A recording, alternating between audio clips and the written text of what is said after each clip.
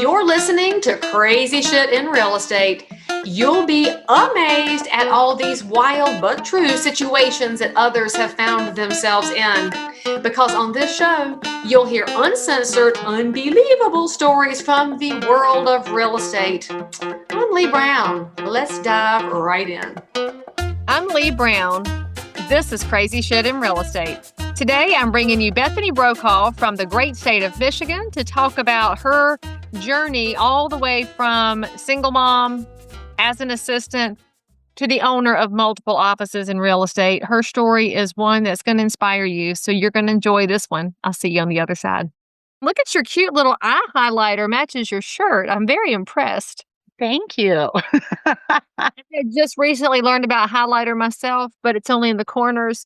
My daughter, who's 20, told me I need to watch YouTube and learn how to put makeup on. And I said, thank you, but that was ugly.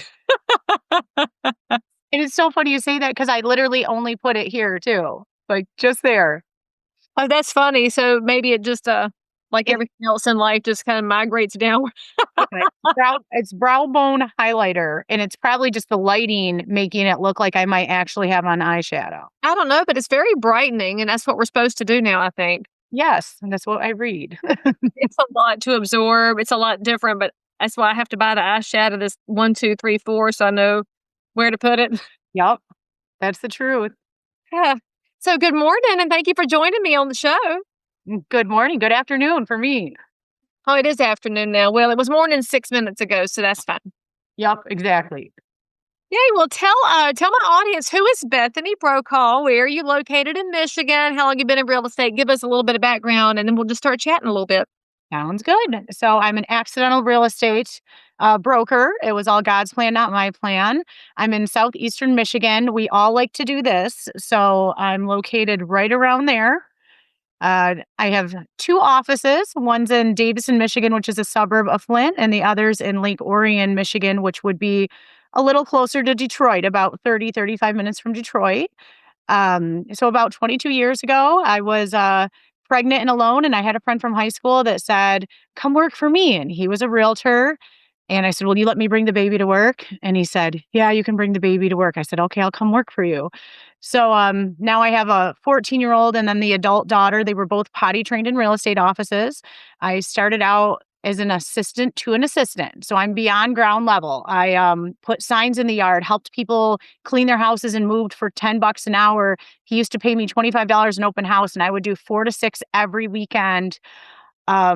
And as I did that, I was putting myself through college. I changed my major from pre-law to secondary education Spanish just because I wanted a safe career that had health insurance for the babies. So I was a 100% single mom, meaning no financial or physical support. So when I say 100%, I mean it was my daughter, and then 7 years later, I made the mistake of dating again my second daughter. It was always just us. There was not anybody to help every other weekend or any income or anything. And so I moved up from being assistant to an assistant to executive assistant to office manager to started recruiting for his team. And he says to me one day, you need to get your real estate license. And I said, no, I'm not working commission. I don't want a commission job. I have babies. I have, a house payment. I'm not working commission. And that night I talked to my best friend, and she said, if you just sell 1 extra house a year, think about it. It'll help you and the girls. Oh, she's good, because that's the sales trick that's been used on us by everybody ever. Yeah. And so that's what did it. I thought, oh, she's right. Just 1 house could give us some financial relief, because we were digging, I was digging us out of poverty. I mean, I drove the worst car in the parking lot. I paid my bills late every other month so they won't get shut off. We lived on a strict budget. We had $100 a month for food. I had coupons. I mean, it was crazy. And so I got my real estate license my senior year in college. I had put myself through college at the University of Michigan in Flint, and first showing I ever went on that first week, sold that house. I sold 47 houses my first year. I realized within 2 months, this is actually what I was meant to do. Like every ounce of my training up till that point, even my legal background, contract negotiations, customer management experience, all my roles had always been leadership roles at all my previous jobs. prepared me for this. And I had no idea how rewarding it could be because I didn't want the sales job, but I care about people. And I've been able to travel the world through my clients. I'll never forget the one gal. She was the fourth generation in the United States. No one had ever owned a home in her family. And we were able to get her a home and be the first homeowner. And I have stories like that for days, but it was actually rewarding. And I've always been such a hard worker. It was the first career I ever had that the work that I put into came back to me. Mm-hmm. And so from there, I ended up working on a team, completely quit the assisting role, went from that to having my own team back in 2015. And now I've had my own independent boutique brokerage for 7.5 years. And about 8 months ago is when we opened our commercial division, which has a different commercial principal broker who's female as well. And opened the other office, which again, I didn't plan on. This is all his plan, not my plan, his plan. And so now we have 2 offices and I think 22 or 3 agents and a awesome admin team of 4 or 5. And I'm a little obsessed. I would say I love it, but I've learned I like it for sure, but I'm a little obsessed. So I probably do love it. I catch myself nonstop paying attention to everything and everything real estate. Well, I think that's the difference between the ones who make it a career and the ones who dabble in it. It gets in your blood and we know we're supposed to turn it off. I know I'm not supposed to look at my phone at night. I cannot stop because of the clients on the other end. It's the same thing you're talking about there. It's like, I know they're up, so I'm going to check on them. Although I'm much better at this age in my career to tell them I go to bed at 9 o'clock. So I'm probably not going to get back to you after 9 o'clock. But in my early days, it was 24/7. And it not because anybody told me to. It was because I could. We have that control. And then we don't exhibit any control because we just let it take our lives over. But it's the most addictive business.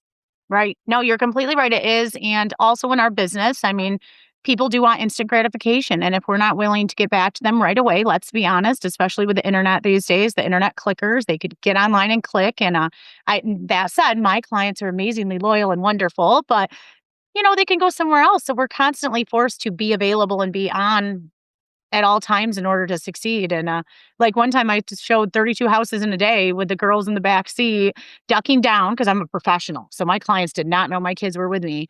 And they're, ducking down. They had snacks packed, little movies, books, and done it all. But I love real estate. Real estate took me literally out of poverty. I'm the American dream. I went from being literally in poverty to now I'm blessed to have offices and I get to stare at a lake every day that was my dream lake to live on since I was a kid. So it's amazing. And it's not because anybody hands anything to anybody in real estate, because even if you're the child of a realtor, which I am, my dad didn't hand me things. It was, I'll give you knowledge, but you have to go get up and go do it. Now, Right. I will point out to all my listeners and viewers out there, we are not suggesting that you need to work 24/7. That is wildly unhealthy. Right. But you get to make the choice. And so if I choose to not work on Sundays because I don't work on Sundays, I do lose some business from people who want a Sunday realtor, but I'm okay with that. And so you have to know that everything that Bethany and I are talking about is about the specific choices that we make. Mhm. You didn't have as much freedom when it was at the beginning of your career and it's you and you got to provide for those girls. You did work more than you wanted to because of necessity. And then as you grow into the business, you then get to choose. And so you also have to remember there's definitely a pay your dues moment in real estate. And I wish more of our young licensees understood that coming in is going to be a season of sacrifice. Yeah. Yeah, you're exactly right. You hit the nail on the head perfectly because I have a rule now too. On Sundays, I won't ever take an appointment till it's after 1 p.m. I'm non-negotiable on missing church. I Right. just won't do it. I will lose a client for it, like you said, and I'm at peace with that and I'm comfortable. But as you said earlier, I've beyond paid my dues. And the nice thing about that too is you can get to the point in your career where your clients will wait for you depending on the situation as well, because they know that I'm an advocate for them. They know that I'm going to fight for them. They know that I know, I'm going to take the best care of them. All right. So, I first of all have to point out you live near my favorite town in Michigan. You know my favorite town in Michigan, right? Is it Frankenmuth? It's Frankenmuth. I'm a Frankenmuth girl. And in fact, my best day I ever spent with my mom was I gave her a surprise Christmas a couple of years ago. I bought us plane tickets on December 23rd, didn't tell her we were going. I put her on a plane with me, and we flew to Detroit, drove to Frankenmuth, spent all day at Bronner's. Of course, I did not make her go to Zender's to eat because I still don't understand the allure of their food. It's just, there's nothing to it for me, but it was the best day ever. I love where you live in Michigan. So, of course, there's people that are listening to this that heard you say you sold 47 houses your first year. Mhm. If you look back at your beginning in real estate, besides the fact that you were willing to work, where did you find 47 houses to sell, sister? Well, this was back in the days after the market crashed. I was blessed in the sense that I was in an administrative capacity for about 6 years before I got my license. So I came in the door with that license being fully trained, which was an advantage, a huge Huge. advantage. But believe it or not, we used to start calling old stale leads. My boss at the time used to pay years before that for it was US HUD. They're still around, I think. It's not even the real HUD home store website. They are. They called me yesterday trying to sell me leads, and I told her, I'm like, do not call me trying to sell me leads. Yeah, and he would pay for that, and so we had pages because this is even before people were properly using CRMs and such. So he would print pages and pages of just names and phone numbers, and I would call stale leads, like 5-year-old leads, nonstop, again and again, because eventually you get to someone, and I did always go into the call with a relationship. I never just said, "Oh, do you want to?" It's, "Hey, we're updating our database. You know, it looks like you inquired this long ago. Are you still interested?" And every 30 calls or so, or 40 calls, I'd get a real person on the phone, and they'd actually want to talk, and then I'd help them. And I was by far primarily a buyer's agent the first 3 to 4 years of my career. The most sales I ever did by myself in a year was 98. All of them but one were buy side. Can you imagine? No, that's how do you like that's the balancing act of balancing acts, balls in the air, 50,000 balls in the air. Holy smokes, by yourself? Yeah, well, I did have a part-time administrative assistant, but not Well, licensed. thank heavens for that assistant. Yes, and I've worked really hard at night too after I would get the babies to bed building systems. I'm very much into systems. If you're going to do something once, don't keep doing it, don't keep repeating yourself. And so I built a lot of systems through like Google Workspace and this and that and templates and ways to work smarter, not harder. Because to me, as I got out of, oh my gosh, I'm not poor anymore, the next dream became time. Like now I want to see my kids. I can pay our bills, but I want to see my kids. And so I worked very, very hard at working smarter, not harder, which is how I was even able to do that. And now, though, I've completely changed my business. I'm about 85% of my sales a year are sellers. So I really did a with it because I'm sure, as you know, it's a little less time consuming. They're both very important roles and different, but I'm able to breathe a little more, having a lot more listings than being on the road all the time. Well, and there's a personality difference too that I've discovered with buyers and sellers. Some agents are not good with very direct bottom line conversations. And with most home sellers, you have to be able to drive to the bottom line because they've got to be comfortable with the numbers. And you're going to have to sometimes tell them things they don't want to hear about condition and price and the market and upgrades and all those pieces. Whereas with buyers, it's far more of the warm and fuzzy, nurtury personality type, which is why Yeah. I'm better with sellers. I'm just not very warm and fuzzy, although I fake it really well on the video. And I can tell by the way that you run your business that you are very skilled with sellers and you probably run out of energy with buyers who want to go hang out and drink a glass of wine and be buddies. And I really enjoy my buyers, but Right. I'm at the end of the day, I'm just done. And you are right. It's a different skill set. You have to have thicker skin almost to do more listings because I was so used to my clients loving me and adoring me, as you said, on the buy side. Once you switch to the sell side, it doesn't matter if you moved mountains, did this, went the extra mile, they loved you, but gosh forbid you could not get that closing at the exact time they wanted. All of a sudden, you're not their favorite anymore. And there's so many uncontrollable feats and factors. And like you said, the hard conversations, the, price adjustments, the, hey, I know we were supposed to close in an hour and now we're not, and this is why. And those are tougher. And actually one of my top agents said to me once, I don't like sellers, Beth. I'll just keep taking all the buyers. Like, this is too hard. I don't know how you do it. He's like, I like people to keep loving me. I'm not doing sellers anymore. So it's like plus and minuses to both, but they are different. And I wish more agents would be comfortable admitting that about themselves, because there's nothing wrong with working with buyers and sellers. But when you start to identify where you're stronger, then play to those strengths. It's what helps you survive and become the owner of 2 offices with a new commercial division after all these years in the business. All right, so you've been down a lot of different pathways. When you look back at the beginning of your career and how you started in the administrative side, do you give that advice to new licensees now, that they find a way in before they become a salesperson so they have the knowledge? Or is that just something you think was a lucky day for you? Somewhat. I do encourage people, if they're ever able to do that, because they will get such a good background and basis on even just the programs we use every day. Everything from just even the MLS to showing time, because there's just so many different programs you have to learn. The state licensing exam does not prepare anyone to handle people's largest financial transactions of their lives, as we know, not at all. And dependent upon where they work, they may or may not even provide training. Whereas at least in an administrative role, it can let you know, what is the day-to-day like? What are these programs we use? What is this? And also, it can sometimes help people know maybe this isn't for them, because Right. real estate, especially publicly on Facebook, I like to call it fake book, because let's be honest, it's That's fake. fair. It's fake. Even me, you're only going to see positive things from me on Facebook. Because I'm not going to be one of those people on Facebook. But anyhow, people just see the wins. They see the glory. They see how much we love our clients. They see us traveling. They think this is fun and easy and I'm going to make all this money. And they don't know about the 12-hour. I still do 12-hour days now and then.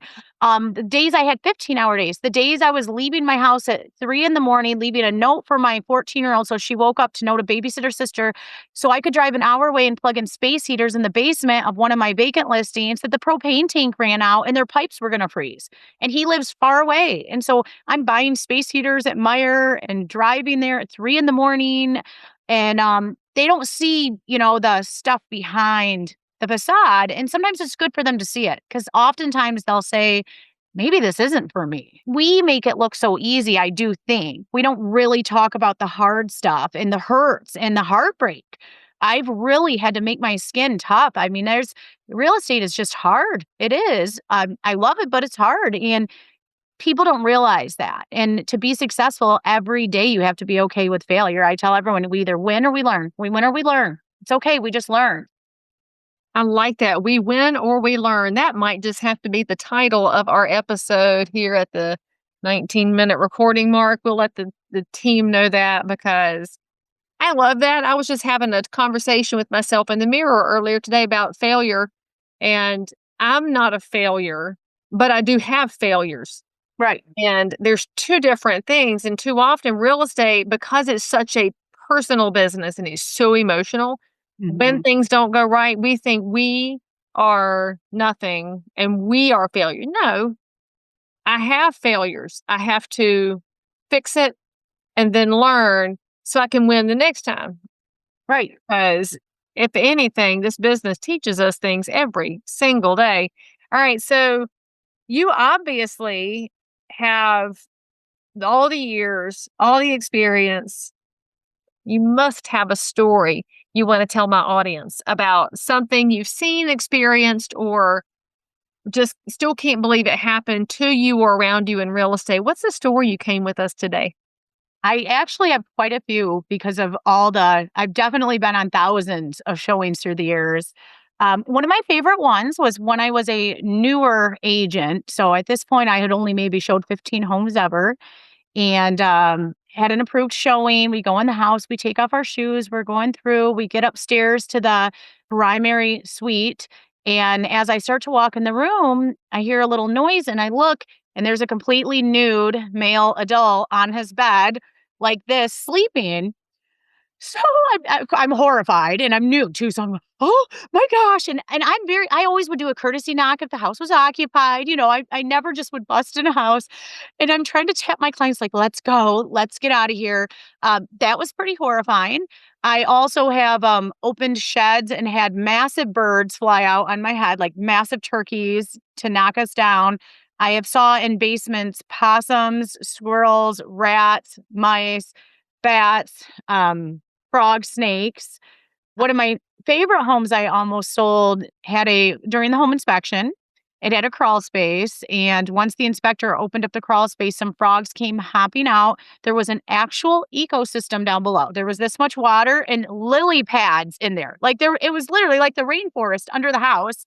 Never saw anything like that ever, except So there was enough water to have lily pads under the house. yes, we think it had been this way for years. And there was a big Is it vacant? Is it a vacant house? Huh? Is it a vacant house? No, that's the worst part. It actually wasn't vacant. People were living in it. Living in it. Did their disclosure document say that there was moisture in the crawl space?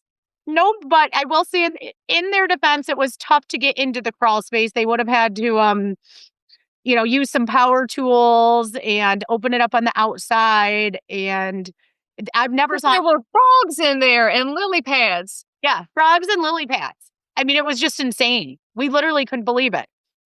Like I never saw anything like that ever. I didn't even know you could actually have an ecosystem in a crawl space till then, especially with the lack of sunlight, but maybe it just got through the little slats in the vents. I'm not sure. I've seen a natural spring in a crawl space, but it was not to the level of lily pads and frogs. Yeah, this was about this deep. It wasn't super deep, but deep enough for lily pads and frogs. They did not buy that house. I was just about to ask you if they went ahead on this one, if they said, you know what, we're going to keep looking.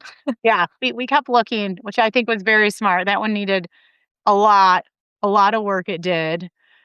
So if you're in real estate and you're listening to this podcast or watching it and thinking, man, I need some more Leigh Brown answers in my life. Well, guess what, friends? I have a new program that is launching right now called Answers.Real Estate, where I will give you every bit of insight I have to help you grow your real estate business, help you better respond to consumers, to provide a more excellent real estate experience, so that the next time you land on crazy shit in real estate, you'll have a better solution to whatever you ran into. Answers.Real Estate. There are monthly plans available. You will love it. Get your coaching. Sign up with me today. During the foreclosure days after the market crashed, I'm sure you saw this as well. A lot of the houses I showed would have some profanity on the walls towards banks. Yes, they were not very happy. Yeah, unfortunately, I've even saw blood and feces smeared on walls before. Fortunately, I don't see that much anymore. That was mostly during those days. So I'm very thankful about that. One of the worst houses that I've ever shown had the sticky fly strips hanging from the ceiling. And there were so many flies in the air, as you walk inside the house, not in the carport or the shed, but in the house. In the house, actually hanging. And it was in a nice, what you would consider a nice neighborhood, in demand, good area. There were so many flies in there, you could barely walk. They were stuck to the things. And that was just shocking. It was really shocking. Yeah, those are probably some of my craziest showing stories. Yeah, for anybody who was making comments about me having a snake in my garage last week on Instagram, I just want to point out, snakes are good. You won't find flies in my house. That's really gross. That's so bad. But I think you need to back up to the turkeys flying out of the shed, because I have this image of Alfred Hitchcock and the birds. And then I'm thinking about in Schitt's Creek when the mom was in the Crow movie. I love that program. Why were there turkeys in the shed? They had literally just gotten in there. They weren't supposed to be in there. And that one was really one of my, So they were squatter turkeys. They were wild turkeys. They were not pet turkeys. It was a home in the country on about 5 or 6 acres. And I'm walking through the backyard with my clients, and I go to the shed to open it. And I just remember this bird, like this big, in the top, coming out, hit me in the head. I fell down screaming in front of them. Because it was it happened so fast, and I wasn't even paying attention to that because unlike you, I'm afraid of snakes though, like very, very afraid of snakes. I will scream and jump 2 feet in the air, which I normally could not do even if I was working out. But if I see a snake, I can jump high. Good. So I was looking for snakes more so in the grass as we were walking there because I'm always looking for snakes in the country because I'm afraid of snakes. Opened it and it was massive, like a huge, we have pretty big turkeys in Michigan. So huge turkey. He had just gotten there one day. The owners hadn't noticed. He was literally a wild turkey. So happy I had opened the doors, came out, hit me in the face. I'm on the ground screaming. My clients are like, what was that? And he's going away. And they bought the house though. They still live there. They thought it was great that there was wild turkeys all around. Did the turkey come back to his shed, or did he move on after that? He moved on. He did. I think that he was afraid that people were going to come back. It was like his secret spot and he didn't want people around. I mean, that's fair. Every turkey needs privacy. Yeah. Yeah. They need privacy. Exactly. I mean, I guess the lesson to the consumer on that one would be if you have outbuildings, check them. Mm-hmm. And then if a wild turkey has moved in, just leave the door open so he can release himself back to the wild. Right. Definitely. And in final walkthroughs, check to make sure the air conditioner is still there. That's something I learned early in my career. We were doing a final walkthrough in a rural area, an area that does not really have any theft rate or anything on acreage. Everything was great. We get to the closing, everything's good. And my clients call me 2 hours later and say, oh, our air conditioning unit's not here. Like someone had just stolen it and them and I did not notice. But again, you win or you learn. And I was fortunate that the sellers of the house, it was an estate, felt bad about it and replaced it right away, even though it was post-closing. But in reality, my clients might not have gotten that air conditioning unit. And due to the time of year, it wasn't something we were running. And even though we had walked around the house, it didn't dawn on one of us. I don't know why, we just didn't notice. So to this day, I am checking for air conditioning units at every house in the final walkthrough. Also, obviously running water, making sure the hot water heater's working and all that, all just because of the stolen air conditioning unit in a place that you would never anticipate anything would be stolen from. Well, and that is what happens in real estate is exactly how you describe it. You have a scenario that happens one time out of the blue, and now every other house, you have your own little personal tick. I'm going to check for this. I'm going to watch for this because we do see different things all the time. And talking about those air units, they were vanishing all the time during the Great Recession. The copper piping was vanishing. I mean, downtown Detroit had the dollar house program because those houses had been stripped clean. And then you fast forward to today, and we don't have a big short sale and foreclosure crisis, but there's plenty of people that are stealing the metal from these units. So my investors are now caging their air units again, and we didn't have to do that for a while, but everything goes in cycles. And right, if your air conditioner unit vanishes one time, you don't care to have that happen again. Right, exactly.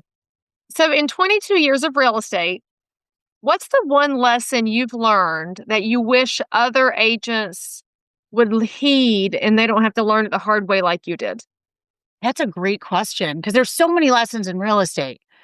There are. Every day. One of them would be get yourself educated and work under someone that will actually teach you something. So many people go into real estate and just go wherever because their friends there, this or that. But there's so much to learn. And this is people's largest financial transaction in their life. I'm very passionate about that. I personally get a little irritated when I'm dealing with people on the other end that, don't get me wrong, I'm taking them down the street and around the corner and winning everything for my client. But I can't help but think in the back of my head the whole time, their client doesn't even know that they're not advocating for them, that they don't know what they're doing. They don't do this. And that makes me sad that there's not more of a checks and balance system when agents are new. To me, there almost should actually be a rule that if you are new, your first year, you are only allowed to co-list with someone and you have to work directly under a broker or a team leader because it's night and day. I have a wonderful gal that works with me now that's an agent. She worked somewhere else for 3 years. So she has 3 years under her belt and she does a good amount of business, but she came to me because, as she said, Beth, I haven't learned anything. I don't know anything. Because now and then she would put something on Facebook and I would private message her, hey, just so you know, you probably shouldn't put that because of this. And I was saying it with love because, Sure. I'm like, you can get in trouble for that. Like, don't do this. And as funny as it sounds, I was literally just trying to help her because every day I always think, what does Jesus want me to do? Not what do I want to do? Because I would not be as good of a person. And I was really just trying to help her, but because of that, she started reaching out to me and one day said, "I'd like to really meet with you." And so I see where she's came from 3 years with these sales under her belt, and it makes me sad just because, and she's a wonderful person and she's already improved so much because she just wants to learn. She even said that. She said, "I need to learn the right way to do things. I need to know how to do it." But it was so shocking to me that she had been somewhere for 3 entire years and didn't know things that would be considered basic at my office. Um, Um, so one of the biggest learning lessons to anyone that's new in real estate would be you really need to pay attention about where you want to hang your license. It's not the people that are nonstop saying, come here, come here, come here, come interview with us. You almost don't want that. You almost want who's more particular about who they take on. What office has agents that are actually making an income and selling houses? What office either has a training program or a mentor or someone that's going to provide you with support so that you know what you're doing and that you're being watched? Because that can make, in my opinion, a massive difference. And I've saw some agents out there now that I see so much potential in them, but they just haven't been taught. And I always think sometimes I want to even call them and say, "Oh, do you want to double your sales? Come work with me and I'm going to show you the light." I don't do that because I'm personally not really a recruiter. We're attraction based, which thank the good Lord, he just provides all that. However, it's people need to be much more picky about where they're hanging their license, and they really need to pay attention about the training that comes with that because that can make or break an agent. In Michigan, 85% of people that get their real estate license are out of the business in 2 years. 85%. That's Well, and it's also a good reminder to the consumer, if you're picking an agent, it's okay to ask them why they're with the brokerage. Ask them about their relationship with their broker because if they're early in their career, Mhm. you might be fine picking somebody that's got a good broker that's going to backstop them and be available. You'll get two for the price of one. But if you've got somebody who's not seasoned and doesn't have that relationship where they can get an answer when they have a hiccup, because hiccups are going to happen, Right. it's very important. And I'm with you. I do wish there were an internship or an apprenticeship period in the business. I think it would be so good for the consumer if they knew calling one of us, we had some level of knowledge before we start representing what is for most people their biggest financial money they'll ever drop. Yeah.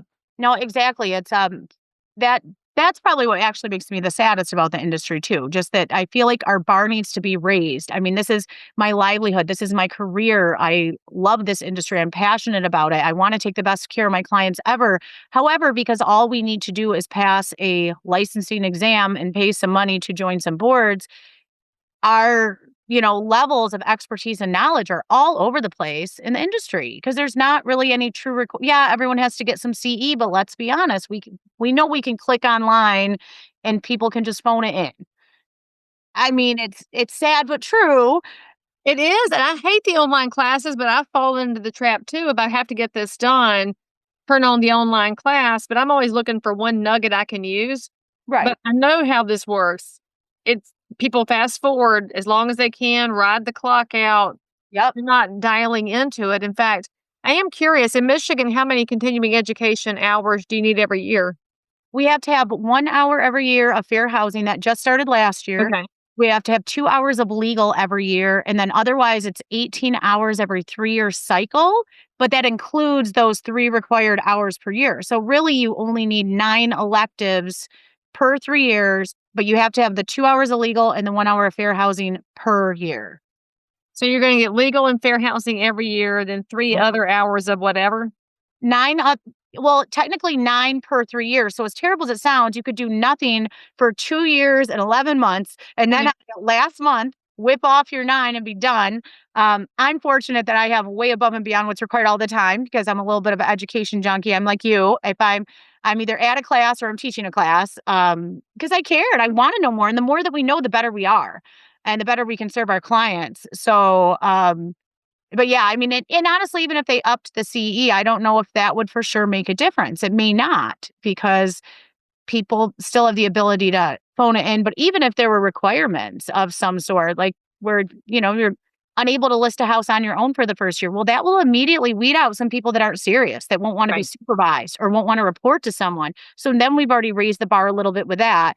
And there have been a few of us that have advocated on and off through the years with Michigan Realtors. However, let's be honest, when there's a business, they make money. And the more people paying those license renewals, the more money they make. And so why would they want to make that number lower? It is kind of disheartening, but at some point, it's going to come to a head, whether it's going to come through more lawsuits or through different regulations. So the question is, how do we make it better now? And that's by agents picking better brokers, just setting themselves up for success so that when the weeding out happens, the weeding out will be the ones who hopefully choose to weed themselves out, or maybe they'll decide to take more education and just get better and bring the bar up with them. Right.